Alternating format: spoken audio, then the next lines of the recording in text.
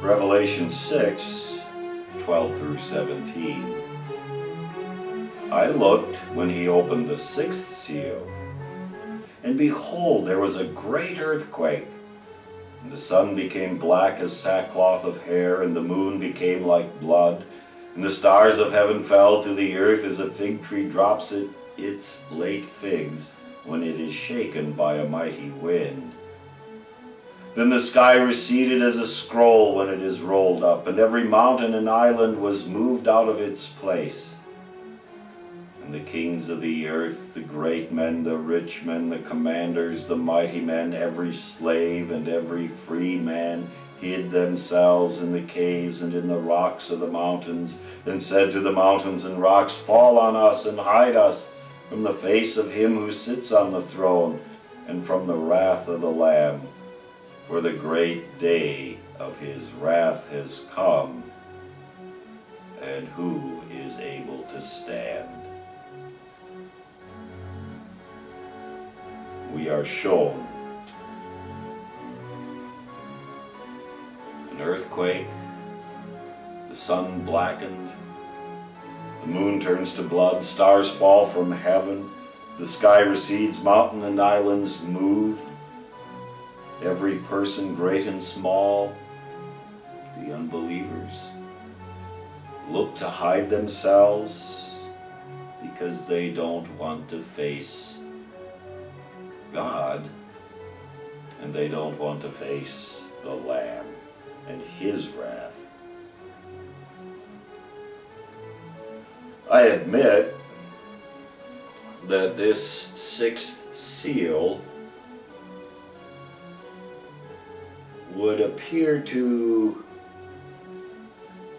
blow my idea right out of the water.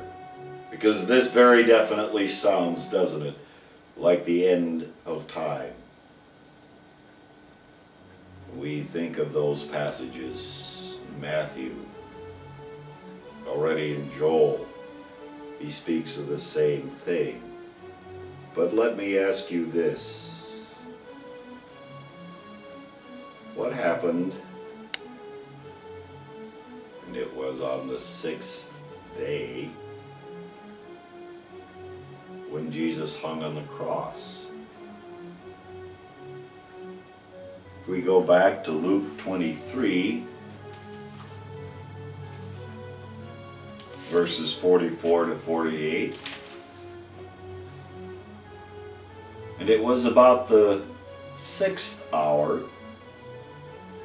and there was darkness over all the earth until the ninth hour. Then the sun was darkened, and the veil of the temple was torn in two. And when Jesus had cried out with a loud voice, he said, Father, into your hands I commend my spirit. And having said this, he breathed his last. Now when the centurion saw what had happened, he glorified God, saying, Certainly this was a righteous man. And the whole crowd who came together to that sight, seeing what had been done, beat their breasts and returned. And in Matthew 27, 45 to 51, Now from the sixth hour until the ninth hour there was darkness over all the land. And about the ninth hour Jesus cried out with a loud voice, saying, Eli, Eli, lama sabachthani? That is, my God, why have you forsaken me? Some of those who stood there when they heard that said, This man is calling for Elijah. Immediately one of them ran and took a sponge, filled it with sour wine, and put it on a reed, and gave it to him to drink. The rest said, Let him alone, let us see if Elijah will come to save him. Jesus When he had cried out again with a loud voice, yielded up his spirit, and behold, the veil of the temple was torn in two from top to bottom, and the earth quaked, and the rocks were split. Now it doesn't speak of the moon turning to blood or stars falling from the sky. Yet there on the cross, when Jesus said, "It is finished," judgment, right? You go back to John 3:16, "Whoever believes in me will not perish, but will have everlasting life." In the next verse, "He who does not believe is condemned already, because he has not believed in Jesus."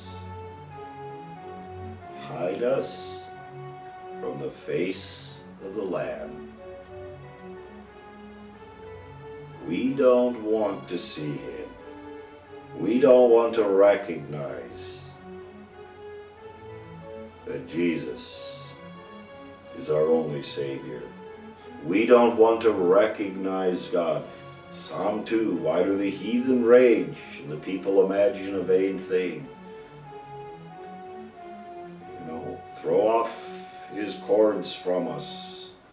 The point being that whether you take this and refer it to the day of judgment, or whether